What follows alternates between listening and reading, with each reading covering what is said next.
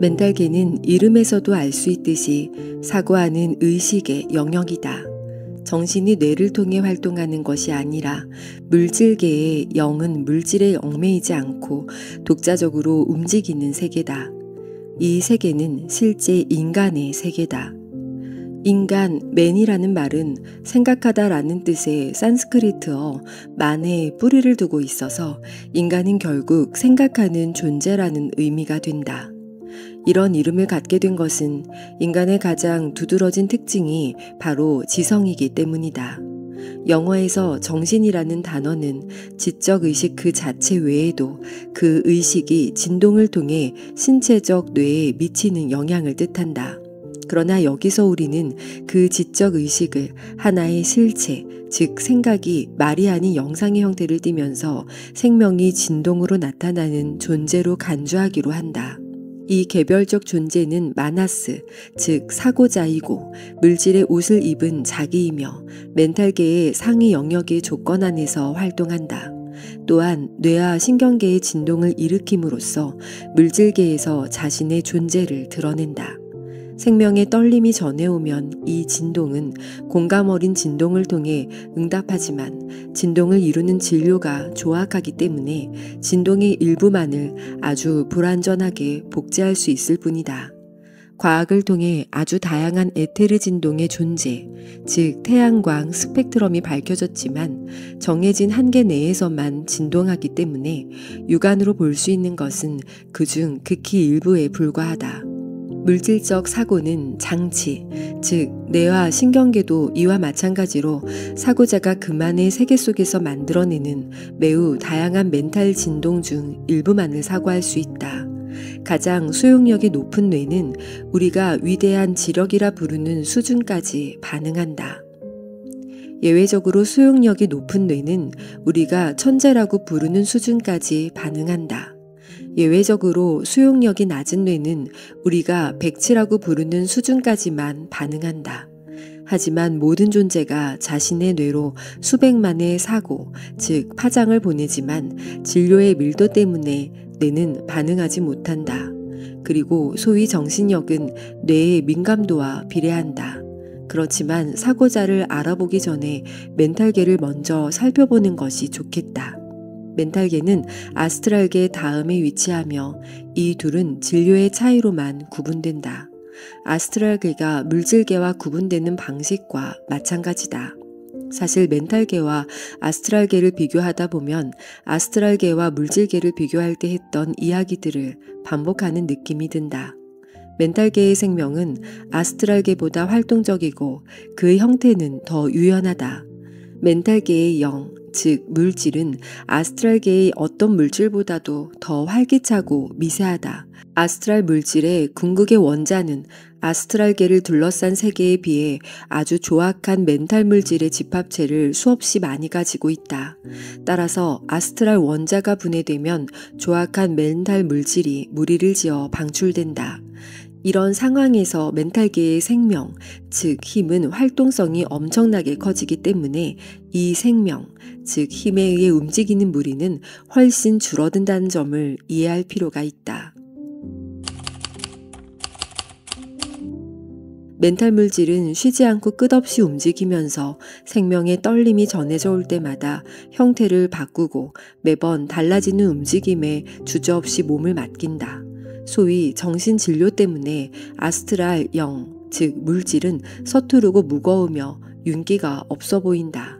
물론 물질계의 영, 물질과 비교하면 우아한 빛을 발하기는 하지만 말이다.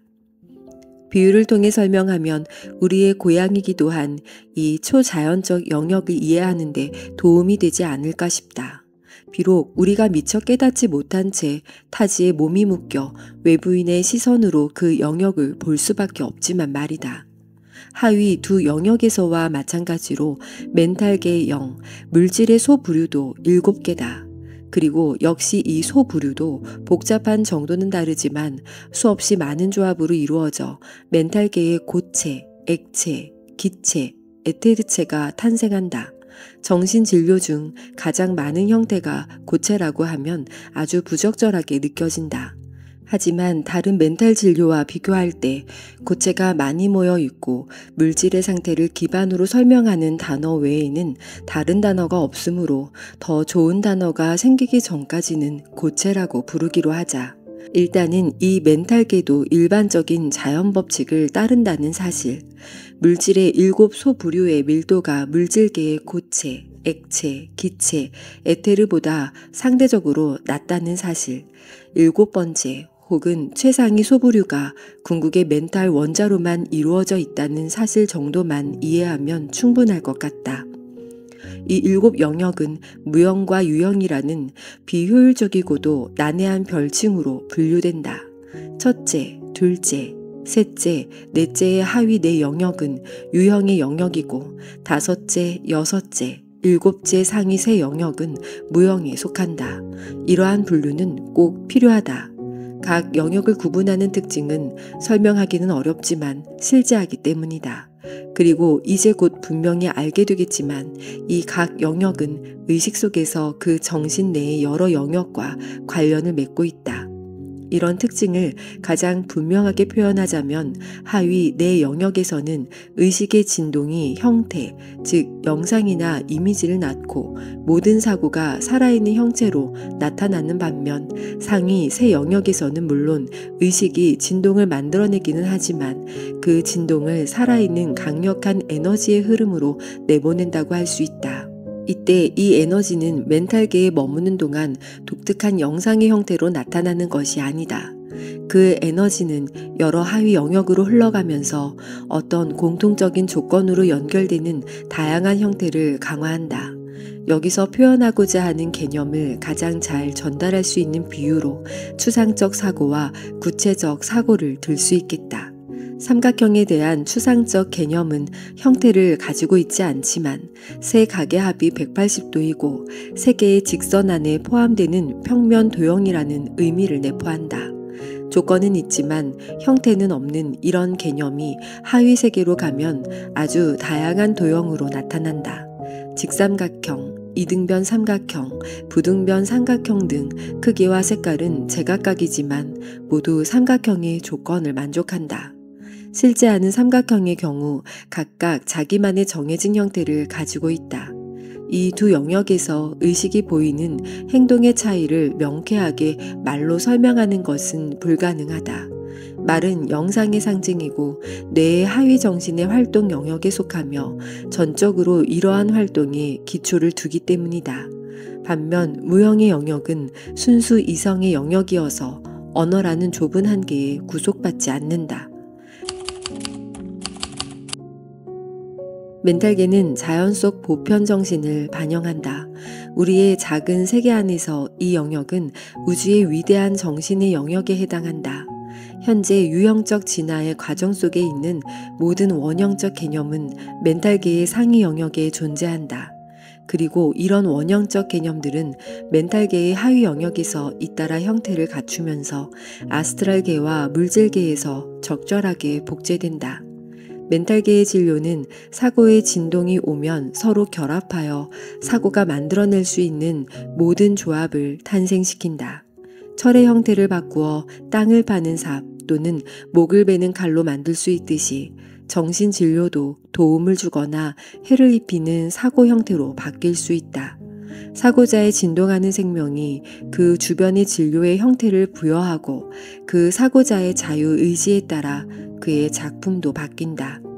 이 영역에서는 사고와 행동, 의지와 행위가 그 하나다. 영, 즉 물질은 그 생명에 충성스러운 하인이 되어 모든 창조적 움직임에 순응한다.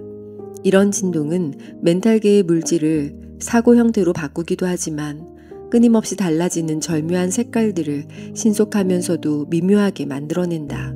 이 색깔들은 자기의 무지갯빛처럼 다양한 음영의 파도를 이루면서 설명이 불가능할 정도까지 에테르화되고 환해져서 모든 형태를 압도하고 휩쓸어 버린다. 그리하여 각 형태는 어둠 속에서도 빛나는 오묘한 색깔들이 잔물결을 일으키며 조화를 이루는데 이 색깔 중에는 지상에 아직 알려지지도 않은 색깔도 많다. 생명과 움직임으로 가득한 이 오묘한 물질의 여러 조합이 보여주는 뛰어난 아름다움과 광채는 말로는 도저히 설명할 수 없을 정도다.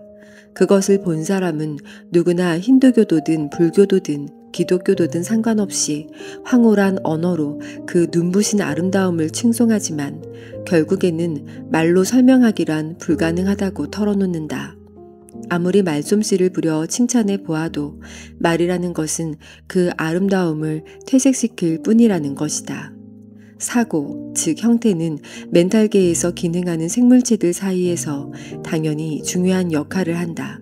이곳의 사고, 즉 형태는 앞서 아스트랄계에서 본 사고 형태와 비슷하다.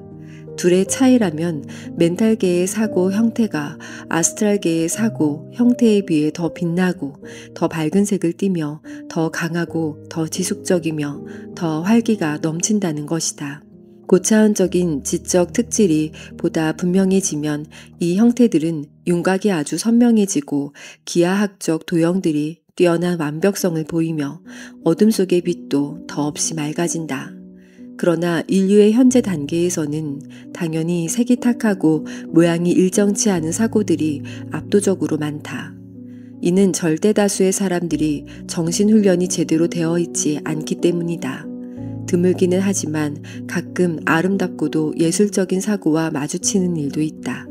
꿈같은 환상 속에서 자신의 이상을 발견하여 작품에 담아낸 화가들이 지상에서는 따분한 색깔의 물감밖에 구할 수 없어서 커져가는 아름다움을 그려낼 수 없다고 한탄하는 경우도 종종 있었다.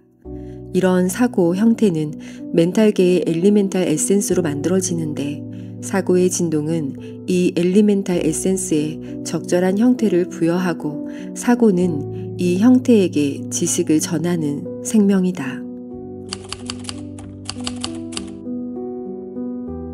멘탈계에도 인공적 엘리멘탈이 있는데 이들은 아스트랄계에서와 동일한 방식으로 창조된다. 이 장에서 언급했던 인공적 엘리멘탈의 탄생과 중요성은 멘탈계의 인공적 엘리멘탈에도 그대로 적용된다. 단 멘탈계에서는 인공적 엘리멘탈을 창조하는 이들에게 이 영역에 걸맞게 힘과 영속성이 더 뛰어난 인공적 엘리멘탈을 창조해야 할 의무가 주어진다. 멘탈계의 엘리멘탈 에센스를 만드는 것은 아스트랄계에 진입하기 직전 하강 단계에 있는 모나드다. 그리고 이 엘리멘탈 에센스는 멘탈계의 하위 내 영역에 존재하는 두 번째 엘리멘탈계를 구성한다. 멘탈계의 상위 세 영역, 즉 무형의 영역은 첫 번째 엘리멘탈계가 점유하고 있는데 사고는 이곳의 엘리멘탈 에센스를 일정한 형태 속으로 던져 넣는 대신 휘황찬란하게 빛나는 각양각색의 물줄기와 살아 번쩍이는 불의 항연 속으로 던져 넣는다. 이를 통해 엘리멘탈 에센스는 말하자면 처음으로 연합작전을 배우게 되지만 아직은 형태의 명확한 한계를 받아들이지는 않는다.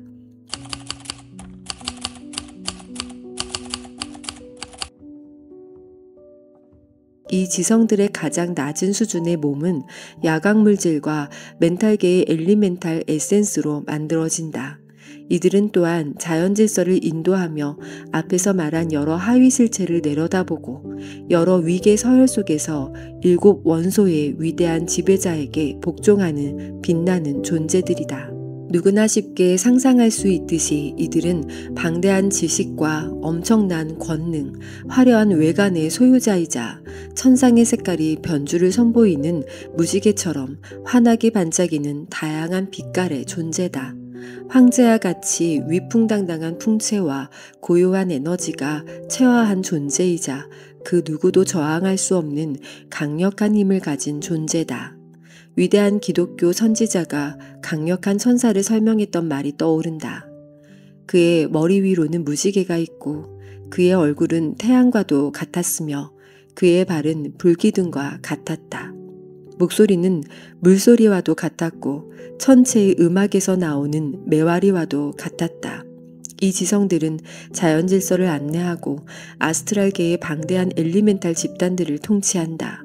그 결과 이들의 지배를 받는 집단들은 한치의 어긋남도 없는 규칙성과 정확성으로 자연의 여러 과정을 쉴 새 없이 수행하게 된다. 하위 멘탈계에서는 육체에서 잠시 벗어나 멘탈체 속에서 제 역할에 여념이 없는 제자들을 보게 된다.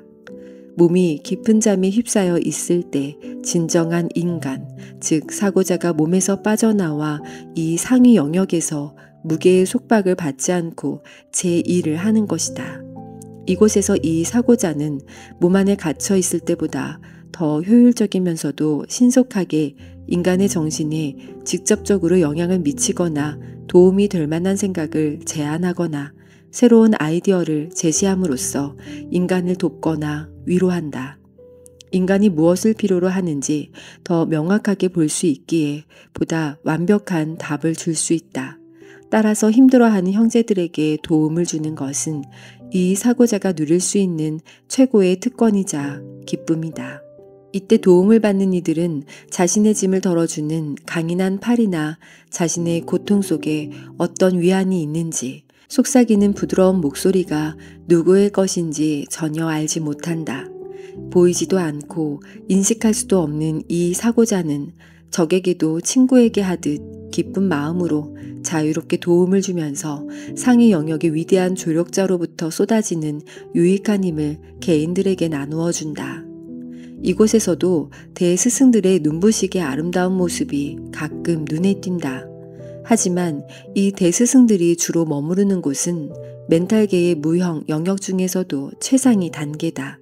이 외에 다른 위대한 존재들도 하위 영역에서 현현해야 하는 연민 어린 사명을 띠고 가끔씩 이곳에 온다. 멘탈계에서 의식을 가지고 제 기능을 수행하는 지성들은 인간이든 아니든 혹은 몸 안에 있든 아니든 사실상 동시에 의사소통을 한다. 이 의사소통이 사고의 속도로 이루어지기 때문이다. 공간의 벽도 여기서는 아무것도 가르지 못한다. 어떤 혼이든 다른 이에게 관심을 기울이기만 하면 그에게 가 닿을 수 있다. 의사소통은 이렇게 빠르기만 한 것이 아니다. 혼들이 진화해서 같은 단계에 있기만 하다면 의사소통은 완벽하게 이루어진다. 어떤 말도 교감을 제한하거나 방해하지 않고 사고 전체가 이 지성에서 저 지성으로 휙하고 움직인다. 좀 더 정확하게 표현하면 서로가 상대편이 인지한 사고를 보는 것이라 말할 수 있다. 혼 사이에서 실제로 벽이 되는 것은 진화의 차이다. 진화 수준이 낮은 혼은 진화 단계가 높은 혼을 볼 때 자신이 반응할 수 있는 정도까지만 볼 수 있다. 그리고 그 한계는 진화 단계가 높은 혼만이 느낄 수 있다. 진화 단계가 낮은 혼은 자신 안에 담을 수 있는 모든 것을 갖고 있기 때문이다. 혼의 진화 단계가 높을수록 주변에 대해 더 많은 것을 알게 되고 현실에 더 가까워진다. 하지만 멘탈계에도 환상이라는 장막이 있다는 사실을 기억해야 한다. 비록 그 장막이 아스트랄계나 물질계보다 훨씬 적고 얇기는 하지만 말이다. 각각의 혼은 자기만의 멘탈 대기를 가지고 있다. 인상은 모두 이 대기를 거쳐서 나오기 때문에 항상 왜곡되고 어떤 색깔을 띈다. 그 대기가 맑고 순수할수록 그리고 그 대기에 인성의 색깔이 덜 입혀질수록 그 대기에 생길 수 있는 환상은 적어진다. 멘탈계의 상위 세 영역은 사고자 자신이 거주하는 곳으로서 사고자는 진화의 단계에 따라 이 세 곳 중 어느 한 곳에 머문다. 진화의 다양한 단계에 속하는 많은 이들이 최하위 영역에서 지내는 반면 매우 지적인 혼들 중에서도 비교적 소수만이 두 번째 영역에 머문다. 사고자는 즉 멘탈계보다는 물질계에 더 어울리는 표현을 사용하자면 자신 안에 두 번째 영역에 미세한 물질이 많아져서 변화가 필요할 때 이곳으로 올라간다. 물론 실제로 올라가거나 장소를 이동하는 일은 없지만 사고자는 이 미세한 물질의 진동을 받아들여 응답한다. 그러고는 힘을 내보내어 희귀한 입자를 진동 속에 던져 넣을 수 있게 된다. 여기서 진화의 단계가 올라가는 것은 실제로 장소를 이동하는 것이 아니라 인상을 더 잘 받아들일 수 있는 상태가 되는 것이라는 사실에 익숙해질 필요가 있다. 아스트랄계, 멘탈계, 붓디계, 열반계뿐만 아니라 지구의 신의 생명이라 할 수 있는 더 높은 세계 등 모든 세계는 우리 주위에 있다. 그런 세계를 찾겠다고 난리를 칠 필요는 없다. 그 세계들이 여기에 있기 때문이다. 하지만 우리는 무디고 수용력이 떨어지기 때문에 그 세계들을 수백만 킬로미터의 공간보다 더 효과적으로 차단한다. 우리는 자신에게 영향을 미치는 것과 우리를 자극하여 진동을 받아들이게 하는 것만 의식한다. 우리의 반응력이 향상되고 더 미세한 물질을 우리 안에 받아들이면 보다 미세한 세계와 접촉할 수 있게 된다. 따라서 한 단계에서 다음 단계로 올라간다는 것은 우리가 더 미세한 진료로 옷을 짜서 그 옷을 통해 더 미세한 세계에 아주 다른 것들까지 받아들일 수 있게 된다는 의미다. 또한 이런 5단에 자리하고 있는 자아 속에서 신성한 힘들이 잠에서 깨어나 활동을 시작하면서 보다 미세한 생명의 전율을 내보낸다는 의미이기도 하다. 사고자는 이제 자신이 도달해 있는 그 단계에서 주변을 온전히 의식하면서도 과거의 기억을 온전하게 지닌다. 자신이 하위 세계와 접촉할 때 걸치는 여러 몸들에 대해 알기에 그 몸들에 상당히 큰 영향을 미치거나 방향을 인도할 수 있다. 어려움과 장애물, 경솔했던 과거의 삶이 낳은 결과물이 다가오는 것을 느끼면 자신의 여러 몸이 임무에 잘 대비할 수 있도록 에너지를 불어넣어준다. 의식 수준이 낮은 이들에게는 이 사고자의 지시가 제멋대로이고 행동을 강요하며 거만하게 이래라 저래라 명령하는 힘으로 느껴지기도 한다. 그리고 멘탈체나 아스트랄체의 흐린 눈에는 그런 지시를 내리는 이유가 잘 보이지 않을 수도 있다. 훌륭한 일을 한 위인들은 자신의 내면에 사기를 북돋아 주면서도 무언가를 강제하는 실력자가 있음을 의식하고 그 내용을 종종 기록으로 남겼다. 그 위인들이 그런 일을 할 수밖에 없도록 만든 것은 사실 그 실력자였다. 그리하여 그들은 진정한 인간으로 행동한 것이다. 그리고 내면의 인간이라 할 수 있는 사고자는 개인의 매개체로서 적절한 기능을 수행하는 여러 몸들을 통해 의식적으로 자신의 일을 하고 있었던 것이다. 진화가 진행되면 모든 이들이 이런 상위 실력자가 된다. 멘탈계 상위 영역 중 세 번째 단계에는 대스승과 그들의 제자인 입문자, 몸 안에 이 영역의 물질을 많이 담고 있는 사고자들의 자아가 살고 있다. 대스승들은 아주 미세한 정신적 힘을 담고 있는 이 영역에서 인류에게 유익한 일들을 수행한다. 고귀한 아이디어, 영감을 주는 생각, 헌신적인 포부, 인간에게 영적으로나 지적으로 도움이 되는 것들을 쏟아붓는 시기다. 이곳의 모든 힘은 사방으로 빗줄기를 쏘아 보내는데 가장 고귀하고 순수한 혼들이 이런 유익한 영향을 가장 쉽게 포착한다. 자연의 비밀을 참을성 있게 탐색하는 이에게는 새로운 발견이 번쩍 나타나고 위대한 음악가의 귀에는 새로운 멜로디가 들려오며 고결한 철학자의 머리에는 오랫동안 탐구해온 문제에 대한 해답이 떠오르고 지치지 않고 활동하는 자선가의 가슴 속에는 희망과 사랑의 새로운 에너지가 솟아오른다. 그러나 인간은 그 생각이 떠올랐어. 그 아이디어가 생각났어. 어느 순간 번쩍 그걸 발견했어 라고 말하며 육체의 눈으로는 보지 못하지만 내면의 자신은 알고 있는 진실을 무의식적으로 증언하면서도 자신이 누군가의 보살핌을 받고 있다고는 생각하지 않는다. 이제 사고자, 그리고 지상의 인간에게서 발견되는 사고자의 몸에 대해 알아보자. 멘탈계의 하위 4개 영역에서 의식에 영향을 미치는 의식의 몸, 즉 멘탈체는 이러한 영역의 물질이 이루는 여러 조합으로 형성된다. 이 장의 뒷부분에서 설명할 방식으로 만들어지는 사고자, 개체, 인간의 혼은 몸을 갖게 되면 먼저 자신이 가진 에너지의 일부를 진동에 실어서 발산한다. 이 진동은 그가 속한 세계의 하위 4개 영역에서 온 물질을 그의 주변으로 끌어당겨 그 물질로 그를 감싼다. 진동이 어떤 물질을 끌어당기는가는 진동의 특성에 따라 달라진다. 미세한 물질은 빠른 진동에 응답하면서 그 자극에 따라 형태를 취한다. 이와 비슷하게 조악한 물질은 느린 진동에 반응한다.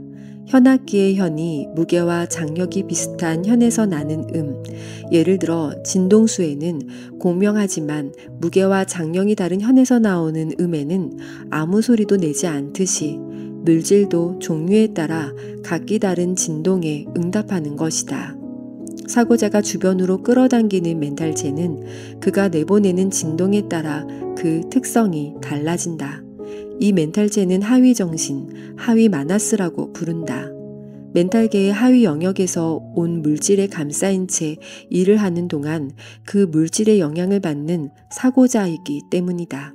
사고자의 에너지는 너무나 미세해서 이 물질을 옮기지 못하고 너무나 빨라서 멘탈체의 반응을 끌어낼 수 없기에 그 멘탈체를 통해 제 모습을 드러낼 수가 없다. 따라서 사고자는 자신을 표현할 때 그 멘탈체에 의해 제한되고 그 멘탈체로부터 영향을 받으며 그 멘탈체에 의해 구속받는다. 사고자가 인간의 모습으로 사는 동안 그가 갇히게 되는 여러 감옥 중에 첫 번째가 바로 이 멘탈체이다. 사고자의 에너지가 그 멘탈체 안에서 움직이는 동안 사고자는 자신의 상위 세계로부터 차단된다. 그의 관심은 밖으로 향하는 에너지에게 가 있고 그의 생명은 에너지와 함께 멘탈체 속에 빠져 있기 때문이다.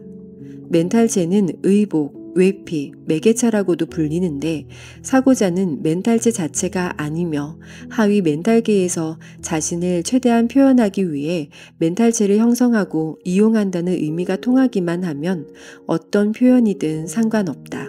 여기서 잊지 말아야 할 사항이 몇 가지 있다. 첫째, 사고자의 에너지는 바깥으로 퍼져나가며 그 주위로 그의 아스트랄체뿐만 아니라 아스트랄계의 조악한 물질까지 끌어당긴다는 점이다.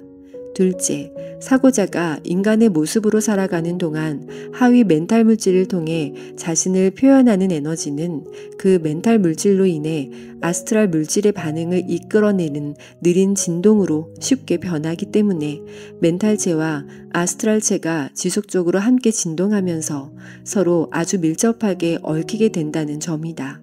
셋째, 멘탈체를 구성하는 물질이 조악할수록 멘탈체와 아스트랄체는 더 친밀해져서 때로는 둘이 같은 부류에 속하기도 하고 심지어 하나로 간주되기도 한다는 점이다. 나중에 환생을 탐색하다 보면 이 사실이 아주 중요하다는 것을 알게 될 것이다. 인간이 다시 인간의 모습으로 태어나기 위한 과정에서 어떤 종류의 멘탈체를 만드는가는 그가 도달한 진화 단계에 따라 결정된다. 아스트랄체에 대해 배울 때와 마찬가지로 발달 수준이 낮은 인간의 멘탈체, 일반적인 인간의 멘탈체, 영적으로 발달한 인간의 멘탈체가 어떻게 다른지 살펴보자. 발달 수준이 낮은 인간의 멘탈체는 인지하기가 힘들다. 주로 멘탈계의 최하위 영역에서 온 탓에 제대로 구성되어 있지 않은 소량의 멘탈 물질로 이루어져 있으며 이런 멘탈 물질이 이 부류를 대표한다. 이는 거의 모든 하위 몸에서 나타나는 특징인데 감각기관을 통해 물질계의 물체와 접촉하여 생겨난 아스트랄 폭풍이 하위 몸에 약한 진동을 일으키는 것이다. 멘탈체는 이러한 아스트랄 진동으로부터 자극받을 때를 제외하면 거의 조용한 상태를 유지한다. 아스트랄 진동이 오더라도 그에 대한 반응은 느리다. 내부에서 일정한 활동이 발생하지 않기 때문에 어떤 독특한 반응을 유발하려면 외부에서 자극이 와야 한다. 그 자극이 강렬할수록 그 인간의 진화에는 더 유익하다. 반응으로 나타나는 각각의 진동이 멘탈체의 초기 발달에 도움이 되기 때문이다. 요란한 기쁨, 화, 분노, 고통, 공포 등 이런 모든 열정이 아스트랄체 안에 회오리 바람을 일으키면 그 결과 멘탈체에 희미한 진동이 발생한다.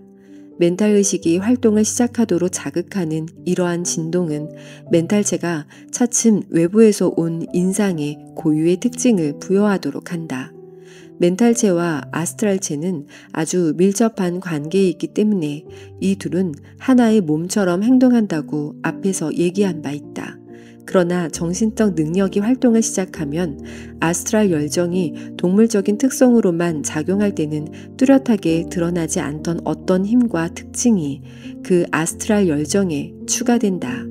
멘탈체에게 전해지는 인상은 아스트랄체에게 전해지는 인상보다 더 영구적이어서 멘탈체는 의식적으로 그 인상을 복제하게 된다. 기억과 상상기관이 바로 이 지점부터 나타나고 상상기관은 점차 제 모습을 찾는다. 외부 세계에서 온 영상은 멘탈체 물질을 만들어내고 그 진료를 이용해 그 영상과 비슷한 형상으로 빚어낸다. 감각의 접촉으로 탄생한 이런 영상이 그 주변으로 가장 조악한 멘탈 물질을 끌어당기면 의식은 점차 힘이 강해져 이런 영상을 복제하기 시작하고 그 결과 행동이 내부에서 촉발되도록 자극하는 영상들을 축적하게 된다. 이런 과정은 즐거움을 주었던 진동을 외부 기관을 통해 다시 경험하면서도 고통을 야기하는 진동을 피하고 싶은 바람에 따라 진행되는 것이다. 그러면 멘탈체는 아스트랄체를 자극하여 동물 안에서 물리적 자극을 받아 깨어날 때까지 잠들어 있는 욕망을 아스트랄체 안에 불러일으킨다. 따라서 발달 수준이 낮은 인간은 감각적 만족을 끈질기게 추구하는 성향을 보인다. 이는 하위 동물에게서는 찾아볼 수 없는 특징으로서 하위 동물에게서는 보기 힘든 욕정, 잔혹성, 타산적 행동 등이 종종 이들의 추구 대상이 된다. 감각 능력에 의존하는 정신의 힘이 강해지기 시작하면 인간은 어떤 동물보다도 훨씬 더 위험하면서도 야만적인 짐승이 된다. 멘탈 0, 물질에 내재하는 힘이 강하고 미묘할수록 열정, 특성은 동물 세계에서는 찾아볼 수 없는 에너지와 매서운 성격을 띠게 된다. 하지만 이런 매우 극단적인 성향은 스스로 초래한 고난을 통해 교정되기 마련이고 그런 성향의 결과로 겪게 되는 경험은 의식을 이용해 상상력의 활동 무대가 되는 새로운 영상을 준비한다. 이 새로운 영상들은 의식을 자극하여 외부 세계에서 아스트랄체를 통해 의식으로 도달하는 여러 진동에 저항하고 자유의지를 행사해 열정에 무제한적 자유를 부여하는 대신 열정을 저지한다. 이런 저항적 진동은 멘탈체 안에서 생겨나 정신진료의 미세한 조합을 멘탈체로 끌어들이는 한편 아스트랄체 안에서 형성된 열정의 반응에 진동하는 조악한 조합을 멘탈체로부터 몰아낸다. 이렇게 열정, 영상이 만들어낸 진동과 과거 경험을 창의적으로 복제하여 형성되는 진동 사이의 힘겨루기를 통해 멘탈체는 성장하고 일정한 조직을 형성하기 시작할 뿐 아니라 보다 능동적으로 외부 활동을 개시한다. 지상에서의 삶은 경험을 쌓는 데 치중하는 데 반해 다음 장에 자세히 소개되는 것처럼 중간 단계의 삶은 그 경험들을 소화하는 데 집중한다. 그 결과 사고자는 지상으로 다시 돌아올 때마다 멘탈체의 형체를 갖추는 능력이 점점 커져 있다. 따라서 발달 단계가 낮은 인간은 정신이 열정의 노예가 되어 있기 때문에 보통 수준의 사람으로 성장하게 된다. 이런 사람의 정신은 열정과 정신력이 전쟁을 벌이는 전쟁터이며 둘의 힘이 엇비슷하기에 그 전쟁의 승패는 매번 엇갈린다. 하지만 이 단계의 인간도 점차 낮은 단계의 본성을 뛰어넘어 조금씩 통찰력을 얻게 된다. 보통 수준의 인간은 멘탈체의 크기가 훨씬 크다. 그리고 어느 정도 제대로 구성을 갖추고 있으며 멘탈계의 두 번째, 세 번째, 네 번째 영역에서 온 물질이 제법 큰 비중을 차지한다. 이쯤에서 멘탈체의 형성 및 수정 과정을 지배하는 일반적인 법칙을 살펴보는 것이 적절할 것 같다. 물론 앞에서 알아본 아스트랄계와 물질계의 하위 영역을 지배하는 법칙과 다르지 않지만 말이다. 계속 연습을 하면 나아지지만 연습하지 않으면 퇴화되어 결국은 사라지는 법이다. 멘탈체의 진동이 형성될 때마다 그 멘탈체의 구성 성분에 변화가 생긴다. 진동의 영향을 받은 부분에서 그 진동과 공명하지 못하는 물질은 밖으로 내던져지고 사실상 한계가 없는 주변의 저장소에서 가져온 적합한 진료가 그 자리를 대신한다. 진동이 자주 반복될수록 그 진동의 영향을 받는 부분은 더 발달한다. 따라서 멘탈 에너지를 지나치게 한쪽으로만 제한하면 멘탈체에 상처가 생긴다는 점에 주목할 필요가 있다. 이렇게 힘의 방향을 잘못 설정하면 멘탈체의 발달이 한쪽으로 치우치게 된다. 이런 힘이 지속적으로 작용하는 부분은 지나치게 발달하고 똑같이 중요함에도 불구하고 힘이 작용하지 않는 다른 부분은 발달이 지체된다. 그러므로 균형 잡힌 전면적 발달을 목표로 삼아야 하며 이는 침착하게 자신을 분석하고 목적을 위한 수단의 방향성을 설정하는 데에도 필요한 부분이다.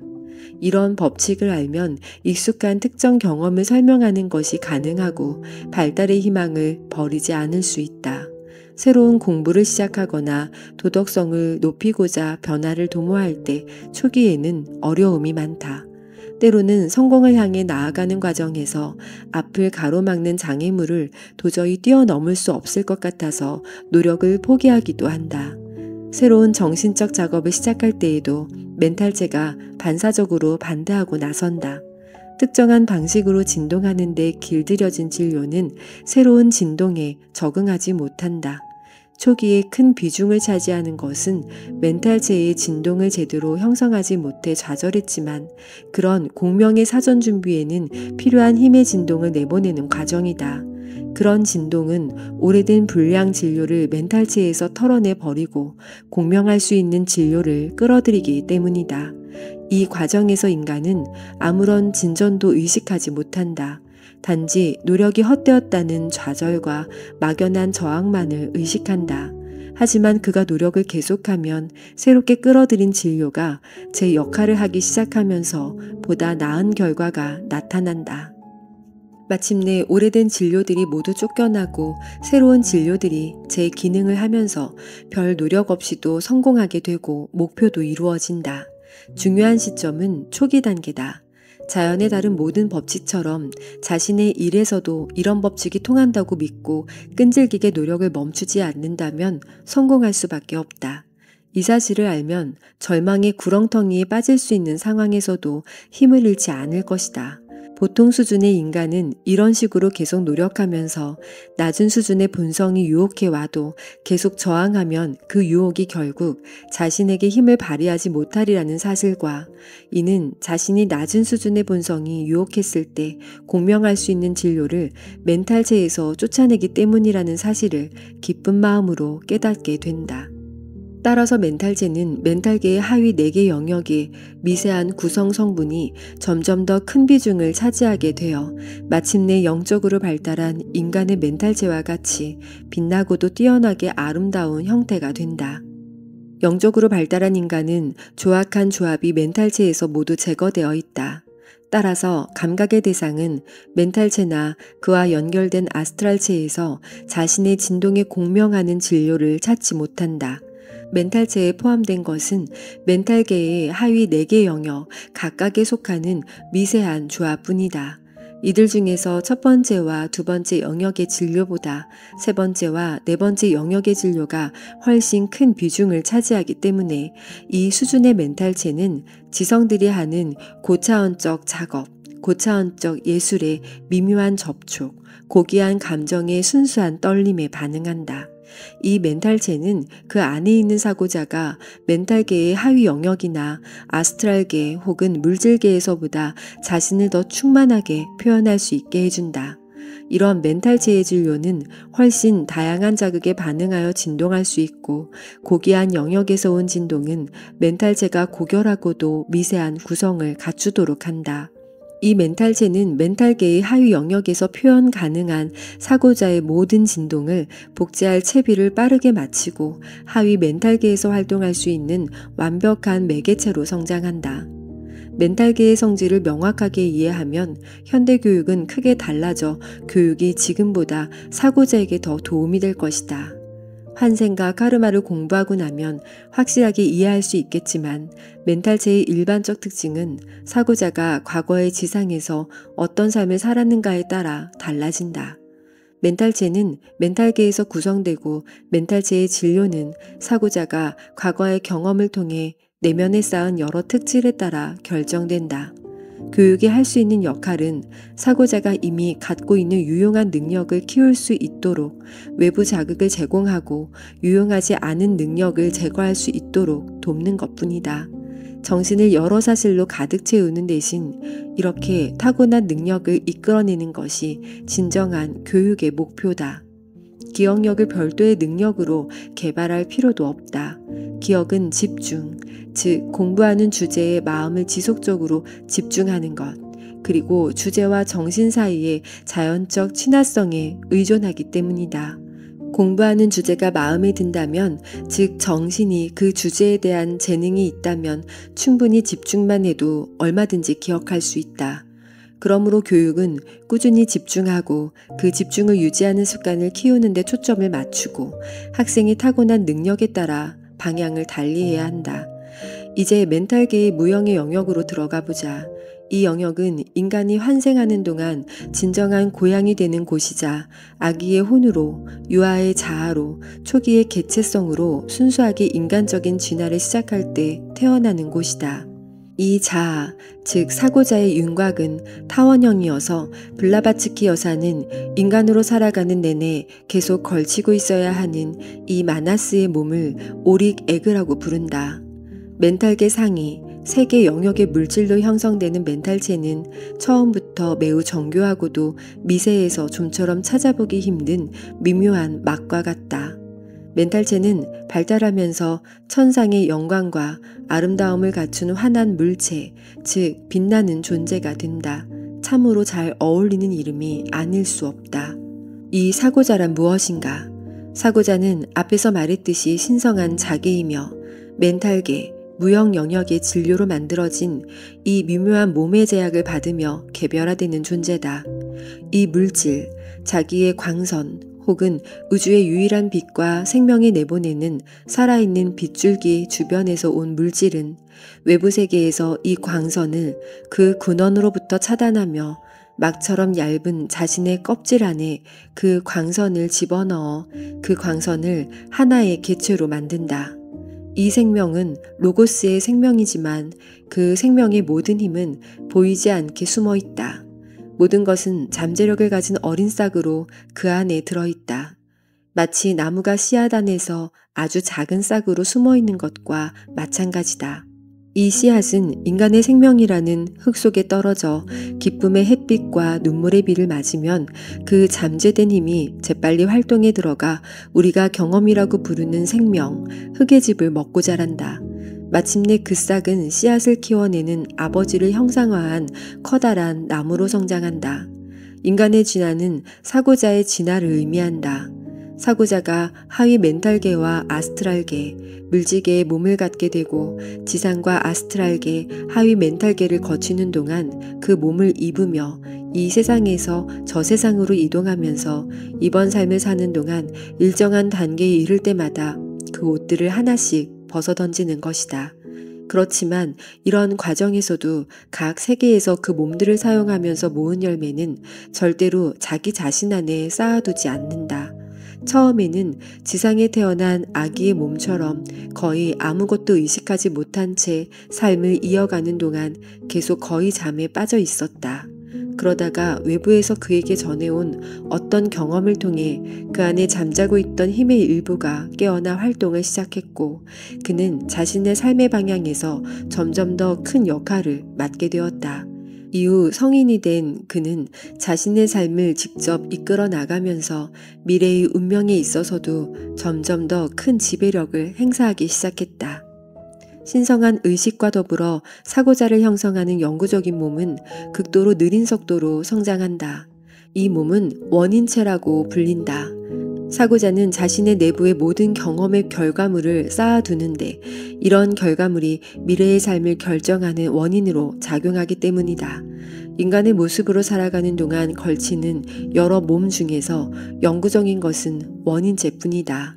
멘탈체와 아스트랄체, 육체는 새로운 삶을 시작할 때마다 재구성된다. 멘탈체와 아스트랄체, 육체가 차례로 사라질 때면 사는 동안 수확한 것을 상위 단계의 몸에게 전달하기 때문에 모든 수확물은 결국 이 영구적 몸 안에 저장된다. 사고자는 다시 인간의 몸을 취할 때 각 개에서 이런 수확물로 이루어진 자신의 에너지를 내보내어 자신의 과거와 맞는 새로운 몸을 하나씩 주위로 끌어들인다. 앞에서 말했듯이 원인체는 성장이 매우 느리다. 그 원인체를 구성하는 매우 미세한 물질 속에서 표현 가능한 진동에만 공명할 수 있고 그 결과 그 진동을 엮어서 자신의 존재의 질감을 만들어내기 때문이다. 그러므로 인간의 진화 초기 단계에서 아주 중요한 역할을 하는 열정은 원인체의 성장에 직접적으로 영향을 주지 못한다. 사고자는 원인체의 진동 속에서 복제할 수 있는 경험만을 내부에 저장한다. 그렇지 않으면 원인체의 미세한 물질이 공명하지 못한다. 조금만 생각해 보아도 사고자가 이 고귀한 원인체의 성장에 적합한 물질을 일상생활을 통해 얼마나 조금밖에 제공하지 못하는지 알 수 있을 것이다. 그렇기에 진화가 더뎌지고 진전이 별로 없는 것이다. 사고자는 각 삶에서 자신의 더 많은 부분을 내놓아야 한다. 그래야만 진화가 더 빨리 진행될 수 있다. 악행을 계속 서슴지 않으면 원인체에 간접적으로 영향을 주어서 단지 성장이 지체되는데 그치는 것이 아니라 원인체에 해를 끼치게 된다. 그런 식으로 오랜 시간이 흐를 경우 원인체는 선한 기운이 만들어내는 진동에 반응하는 능력을 잃어버려서 악행을 중단한 이후에도 상당 시간 동안 성장이 지체된다. 원인체에 직접적으로 손상을 가하려면 매우 지적이고 정제된 악이 필요하다. 이 악은 세계의 다양한 경전에 영적인 악으로 소개되어 있다. 다행히도 이런 악은 영적인 선만큼이나 매우 드물어서 오른쪽 경로를 따르든 왼쪽 경로를 따르든 매우 진보된 존재들 사이에서만 발견된다. 나라는 존재를 느끼게 해주는 영원한 인간. 사고자 혹은 영원한 인간이 머무는 곳은 멘탈계의 무형의 영역 중 최하위 단계인 5번째 영역이다. 인간의 상당수가 이곳에 머물지만 삶의 유아 단계에 속해 있기에 깨어있는 이는 드물다.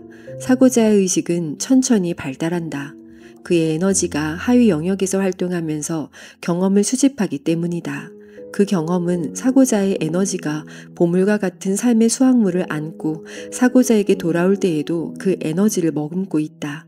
이 영원한 인간 혹은 개체화된 자기는 자신이 입는 모든 몸 안에서 활동하는 행위자이다. 몸과 정신에게 나라는 느낌을 주는 것은 이 영원한 인간의 존재인데 이 나는 자의식이 있기는 하지만 자신이 가장 활발하게 에너지를 내보내는 상태에서 자신이 취하고 있는 몸과 자신을 동일시하는 오류를 범하기도 한다.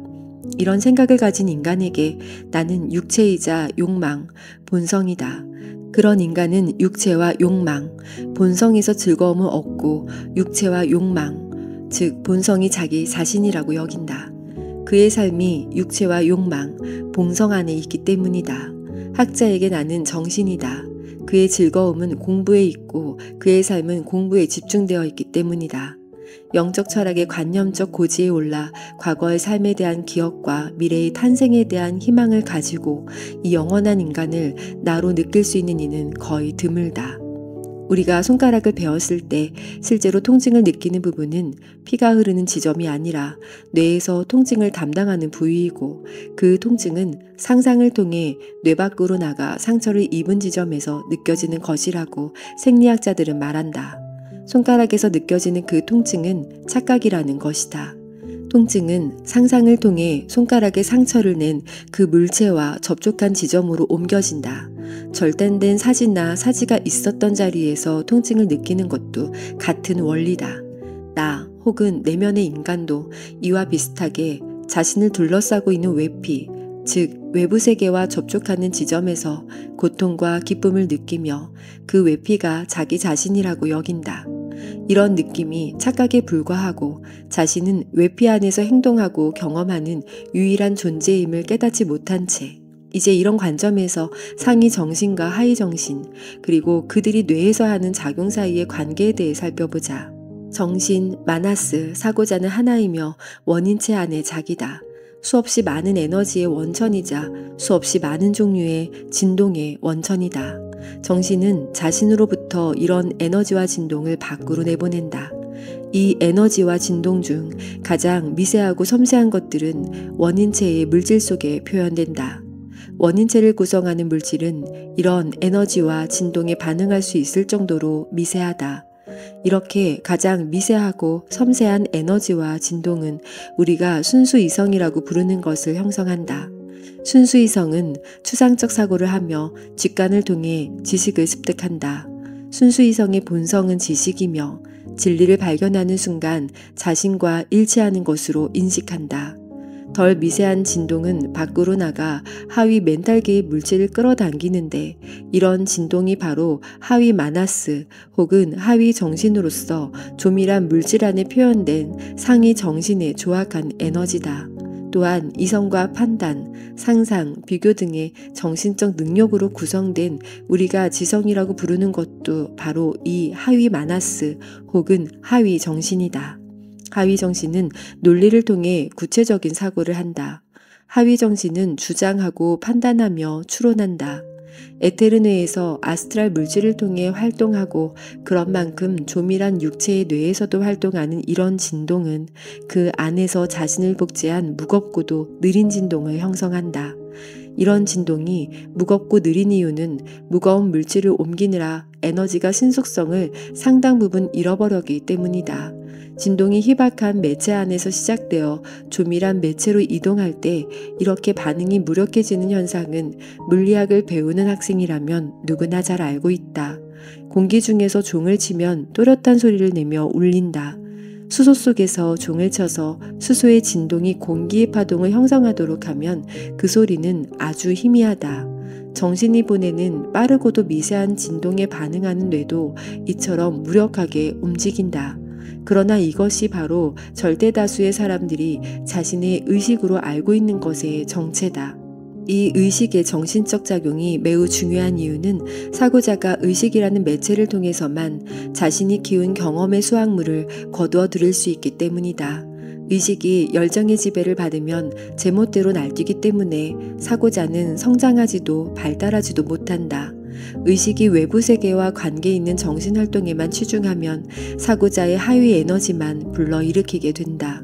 사고자가 의식의 삶의 진정한 목표를 각인시킬 수 있을 때에만 의식도 사고자의 상위 에너지를 불러일으키고 성장시키는 것들을 끌어모으는 매우 가치 있는 기능을 수행할 수 있게 된다. 천천히 가더라도 진화는 계속된다. 사고자는 진화할수록 자신의 내재된 힘뿐만 아니라 자신의 에너지가 하위 세계에서 하는 활동과 이런 에너지가 사고자 주변으로 끌어들인 몸들을 더 많이 의식하게 된다. 마침내 사고자는 과거의 기억을 통해 자신의 의지를 인도하면서 그 몸들에 영향을 미치려 하게 된다. 우리는 이러한 인상이 도덕을 다룰 때 그것을 양심이라고 부르고 지성에게 깨달음을 줄 때는 번쩍이는 직관이라고 부른다. 이러한 인상이 지속되어 일반적인 것이 되면 우리는 그 집합체를 천재성이라 부른다.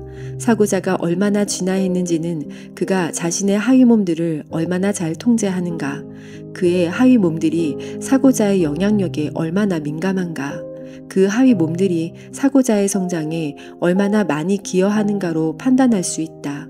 이런 진화를 앞당기고자 하는 이들은 하위 정신과 도덕성을 신중하게 훈련하고 올바른 방향으로 꾸준한 노력을 기울이는 방식을 택한다. 세속적이지 않은 주제에 대해 조용히 지속적으로 그리고 순차적으로 사고하는 습관, 명상하는 습관, 공부하는 습관은 정신체를 발달시켜 보다 나은 도구로 만든다. 추상적 사고를 하려는 노력도 유용하다. 하위 정신을 상위 정신 쪽으로 끌어올리고 하위 멘탈계의 가장 미세한 물질 속으로 끌어들이기 때문이다. 이런 방식 혹은 이와 유사한 방식을 통해 모든 존재가 높은 수준의 진화를 위해 적극적으로 협력하면서 한 걸음씩 나아가다 보면 다음 단계에 보다 빨리 도달할 수 있다. 아주 작은 노력이라도 그냥 사라지는 법은 없으며 반드시 그에 대한 결과가 뒤따르기 마련이다. 모여서 내부로 전해진 모든 기부금은 미래에 사용할 목적으로 원인체의 보물창고에 저장된다. 그러므로 아무리 더디고 자꾸 중단되더라도 진화는 영원히 앞을 향해 나아가며 모든 혼 안에서 계속 펼쳐지는 신성한 삶은 서서히 모든 것을 지배하게 된다.